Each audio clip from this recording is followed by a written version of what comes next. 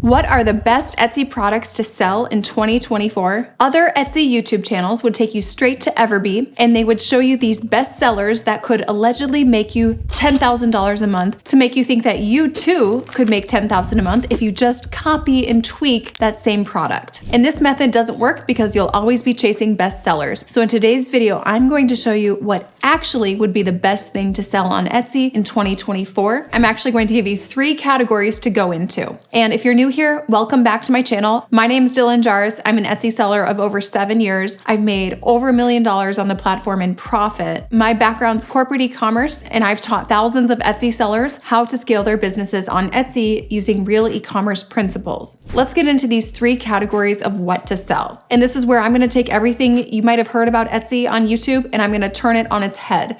We are not choosing the best-selling products. We are choosing the best customers, because the key here to being successful on Etsy with consistency is choosing who you're selling to and building your product mix for them. So I'm going to give you the 3 best customers to target, and I'm going to show you how to build your product mix for them so that you can serve them for at least 4 to 7 years and drive up the LTV, the lifetime value of the customer, which is really the premise of what I teach. Number 1, who should you even sell to on Etsy? Some of you might be thinking teachers, nurses, doctors, right? No, we're going to start with the Lululemon customer. Okay. Now, the Lululemon customer, this is not someone who works out a lot. It does not mean it's people who are interested in fitness, right? What we're looking at is who shops at Lululemon and how do they spend their time and their money. Maybe they're single, maybe they're married, maybe it's mostly women, maybe it's a mom, maybe they have like an on-the-go lifestyle and they just want to be comfortable but cute. They clearly care about showing off their figure a little bit. And how does this person spend their time, right? The Lululemon customer has quite consistent spending habits. They're spending, $98 on a pair of leggings. They're willing to pay for quality and service and a good experience. They also like to have things curated, right? Think about the size of Lululemon and think about the number of options they have, right? Especially in store. It's not overwhelming. It's easy to zip through. If you're on Etsy and you want to sell to that customer, I recommend looking at the accessories section of Lululemon. And I recommend looking at what is near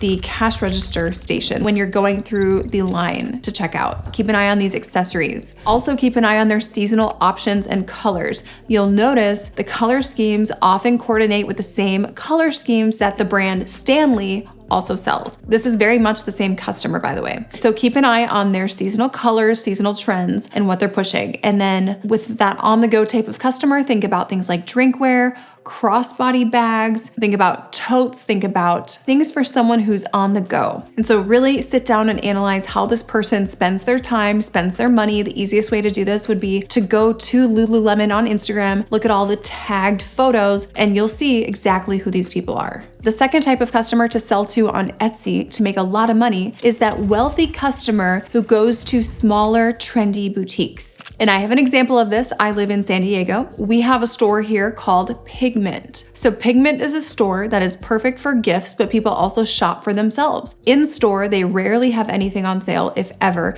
and it's a very tightly curated product mix. So the visual merchandising here is key for this type of customer. So if you don't have a site merchandising strategy in play for your Etsy shop, you're gonna have a hard time serving this customer and they're not gonna wanna stick around in your shop. If you're not sure what site merchandising is, just reach out because that is something that we cover heavily with our students. Why do these wealthy customers go to these smaller boutiques, these trendy boutiques? It's because when these smaller boutiques go to markets, which is where as a buyer, you are buying merchandise to then sell, smaller boutiques are able to take on more risks and to test out a wider variety of products. And it's because they buy less deep into things, so they might buy smaller quantities of a wider variety of items. This is unlike a place like Nordstrom or where I worked, Zappos, right? Because with that, you're not buying 10 units of something. Instead, you might be buying 10,000 units of something. So you're not going to be testing small batches of things, where smaller, trendier boutiques, they oftentimes can take more risks on trends because they don't buy as deep into that. And as a result, oftentimes you'll see they bring in new product all the time, sometimes every week. So as you can see with this example with Pigment, right? It is very trendy.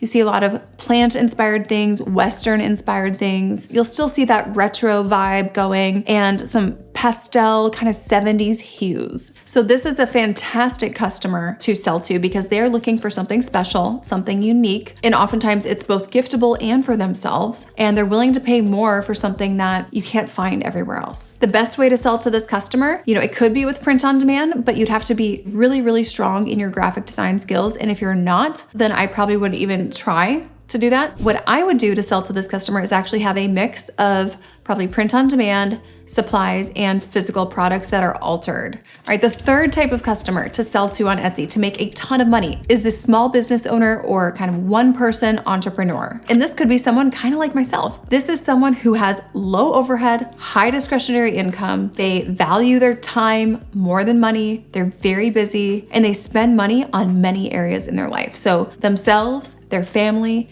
extracurriculars, and of course their business. So a way to serve this B2B customer in a very B2B way would be selling things like branding kits. I recommend adding a done-for-you service component to digital products for this person, because if they are really truly, a busy entrepreneur, they're probably not going to have time to do it themselves, to learn how to do it themselves. They're going to potentially have to hire a VA, and if they don't have a VA, then they would be willing to pay you to do that service component. And examples of this could be like a website template with installation. It could be promotional products with full editing and revisions. It could be social media templates that are already customized with their brand's fonts and colors. So with that busy, high earning entrepreneur who values their time way more than money, this is someone who's already up and going. They're not just in that startup phase. In the startup phase, sometimes you do have more time on your hands because the demand isn't quite there yet. But this is someone who already has demand established and they are spread thin. Find ways to put in a little bit of sweat equity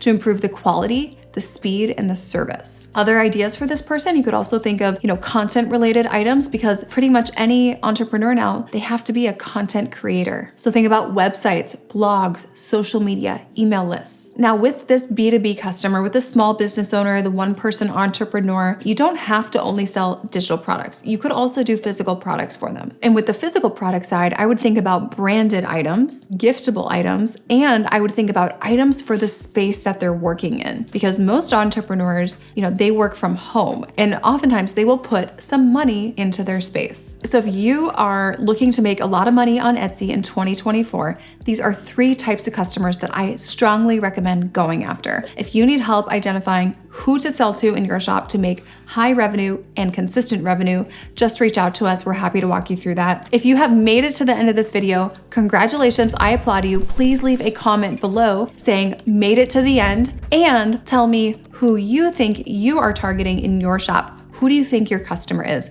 I would love to hear it. All right, I'll see you guys in the next video. After I joined the program, I gained so much clarity. Dylan is a wealth of knowledge, and she shares all of her secrets with you. That coaching aspect of it, you can't get that through reading or watching videos. So that's what makes this program really unique.